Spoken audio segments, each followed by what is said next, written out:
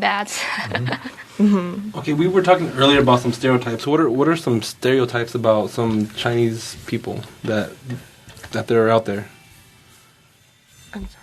Stereotypes such as being, all Chinese people know kung fu or something like that. Oh, they all get straight A's in math. Or they all get straight A's in math. What kind of? Are there any kind of stereotypes like that with you guys? I mean, do you guys get that in China at all, or do you mostly get it here in the United States? Actually, I heard that the American people always think Chinese people have kung fu. Yeah. And that is not true. It's the old history, and but a lot of people like kung fu, so they will learn it and they can show it. But American will think that it depends movie. So many superstar in American they can show the kung fu. So they will think. Actually in the school we study some simple kung fu to keep our health. It is totally different between you see in the film, in the TV play series. It's totally different. So what kind of stereotypes do they have in China about Americans? Sorry? In China, what do they say about Americans? What's the stereotypical stereotype that you guys use against Americans? That's so free. Yeah. That we're free? Well, Yeah. It's not exactly a bad American thing. free. Free and strong. Really? Because I heard that, Asian cultures thought that we were fat and lazy and, Oh, no, that. Things like that. Yeah, I think America's always getting kind of negative aspects like that, and That's because we have our fingers in everybody else's country. Yeah. But that's a whole different subject, and we don't want to get on that right now. No, but it would be interesting. Yes, it would. How do you think about Chinese? Because I have a bad experience when I arrive here because we have a travel in another city. When I want to check in the hotel and the officer asks us, where are you from? I'm from Japanese. We say, oh, I'm sorry, I'm from Chinese. And the officer, oh, okay. What's your name? Oh, very uncomfortable. Yeah. Where? Yeah. I think it depends person. Each person has a different idea, so they don't know. They don't come. They didn't go to the China, so they don't really know what the Chinese people, or how's the Chinese now. So they always think the Chinese is in the old history. They always think that. I think sometimes it's depends the media. Some media will influence people's ideas. And some people have never had the opportunity of visiting other countries, and all they have to go by is the media. Maybe they should get to know people who are visiting here from other countries so they know more than what the media tells them. Would you agree with that? Yes. And I agree with Grace there because I've lived overseas and I've seen the Italian point of view towards Americans from the other side perspective because you have to learn a different language. Sometimes you may not speak it fluently. Even with shorthand, you might be able to understand enough, but you don't fully understand the language. And it really tears into you at times where mispronouncing a word or sometimes getting a cultural reference messed up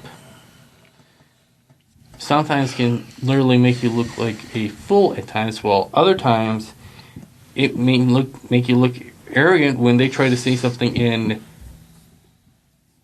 what they think is their concepts of the word and trying to convert something in their native language to your language, and occasionally something gets lost in the translation. And you might consider a racial slur or a hiccup or terminology or even a reference pertaining to, if you want a cigarette, you might inadvertently might consider it a term of sexual harassment. And kind of going to the whole thing about cultural awareness, I think one of the things that we need to do is kind of disprove the media about our different cultures. There's so many stereotypes and there's so many things that the media just says, hey, look, this is how they function, this is what they do. But yet, we're as a society kind of lazy to really look this information up and see, wow, what are they? Really are they? What kind of things do they do? What does their culture do really? Well, I wouldn't say it's necessarily a matter of laziness. It's a matter of ego involvement. Most people just don't care enough about a particular subject to go look it up to contradict what they've seen on the radio or television or anything else. Yeah, but wouldn't that ensue laziness? Because they're not trying. They're just believing what the media tells them, which is a big mistake, because we're trying to make people culturally aware of what of other cultures and their sensitivity towards them. We're just basically being lazy and saying, okay, we don't want to know what they do. We just want to believe what the television says or what the radio says or what somebody else says. It takes time and effort to go and learn, and most people don't have the time. They're busy working to support their family. Also, not only that, there's the factor of the comfort of ignorance, Yeah. especially voluntary Ignorance is bliss. If you don't know, you don't have to be afraid of it. And for those who want to learn, I mean, how do you sort through what's in the encyclopedia, what's on Wikipedia, and what's through the cultural reference books you've been able to find at the library? I think the best way would be to do like you have done and like Dr. Lee suggests, is go and interact with people from another culture. Either go there and visit or find ones that are visiting here and talk to them. I think we'll discover more similarities than differences. Oh, yeah. Don't you?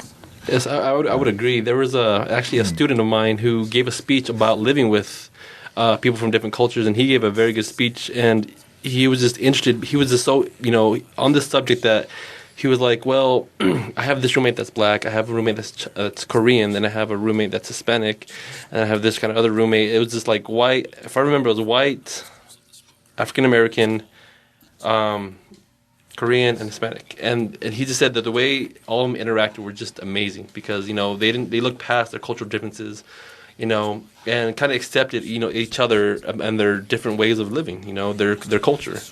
And they would, one of them would cook a certain amount of thing, and they would each try it, and they would say, okay, well, I want to try that, or they would try this, and it was kind of amazing how each person from each culture, can live in one house and be able to get along really well.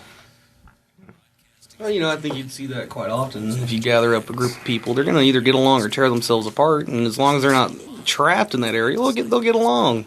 Yeah, they will, but I mean, most of the time, I feel that people who are from different cultures don't tend to get along all the time. I mean, there's too many, clashes between backgrounds and different cultures that sometimes they don't want to put up with that kind of stuff, so they tend to clash a lot.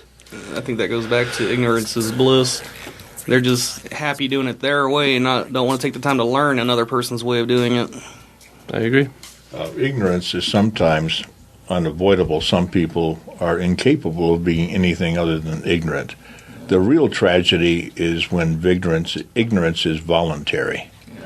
That's just my personal opinion. And that can certainly get in the way of intercultural understanding and acceptance. I don't like to use the word tolerance. Yeah. Because tolerance implies superiority. I much prefer the word acceptance. Yeah. We're all equal, just different colors. I'm multicolored. But how many times are we really willing to accept another culture? That comes down to you can't base that on as a whole group. That comes down to an individual perspective. And that's interesting too, because that's what gets you comparing and contrasting macroculture and microculture, doesn't it? Yeah. Yes. We have a macroculture, all of us being Americans or residents or citizens or whatever, but then we also have a microcultural identity. Yeah, and I bet most people identify with the microculture more than they do the dominant culture of the society they live in. It feels like within the United States, without going to any other country, there are so many cultures here without going anywhere else. And we all need to understand more about each other so we can all get along better, don't we? I agree. What do you think, Flora? What do you think, Grace? I think the media is important to. They need to show up a real culture for the local people. And another way, I think, we need the opportunities to get together with another culture's people, like the Jacob say, in a room, the roommates from different countries. It's a good way to let them know each other's culture and fit in different culture, what is good, what is bad, and know more about it. Yeah, I mean, that student was, I think he was very accepting of all his roommates and being willing to accept their culture and willing to accept some of the things that they do. Kind of the one thing that, because the one student that gave the speech was Hispanic, and the one thing he said that the other ones didn't really like was the fact that he was playing Hispanic music. And he plays it really loud, and so they didn't really like that too much. But, I mean, they liked the music, but they just didn't like it really played really loud. But, you know, some people don't actually like our music and kind of think, well, it's kind of corny or whatever, you know. And so I kind of like, well, that's your own opinion, but still, I mean, I feel like if we can accept a small thing such as music, you know, then I think we can accept more of a culture. Personally, I prefer the blues. I have the same experiences. I think although in America there are many countries people come here, but after a long time they will be real American, like especially English speaking people. But so I think maybe they will change their culture or their costume. Well, they assimilate to a degree. They learn to adapt so they can get along easier in the society that they're currently living in. Yeah. So there may be some misunderstanding for the other countries' people, like the language, the understanding. For example, we think American people say. Come straight to say their point, but some foreign people think Chinese people will say something roundabout way. Do you know my meaning? Because they think we don't show straight to our point, and but in China it's polite to say it. So I think it's the differences in the language. We all have different ways of expressing courtesy, don't we? Mm-hmm. I think that kind of go back to how different cultures communicate. I mean, well, I guess I'll kind of start out the conversation. Kind of starting out with Hispanics. I mean, we communicate in different ways. I mean, we have different formal ways of doing it, and then we have like kind of our own way of doing it. One of them, I think it's kind of funny, and I mentioned this in class one time, was the head nod. A lot of Hispanics like to do the head nod, and the head nod is just more than just saying hi. It's a sign of respect as well. If you give somebody else a head nod and saying, I respect you, hi, how you doing, and stuff like that. You know, and, you know, I've also been trained in also a formal way of giving somebody a regular handshake, but that's something Hispanics do a lot, is give the head nod. And that's saying, hello, how are you? What is the head nod? It's just basically a nod. That's all it is. Just a quick nod, and it's basically saying, it has a number of meanings. Like I said, it's saying hello,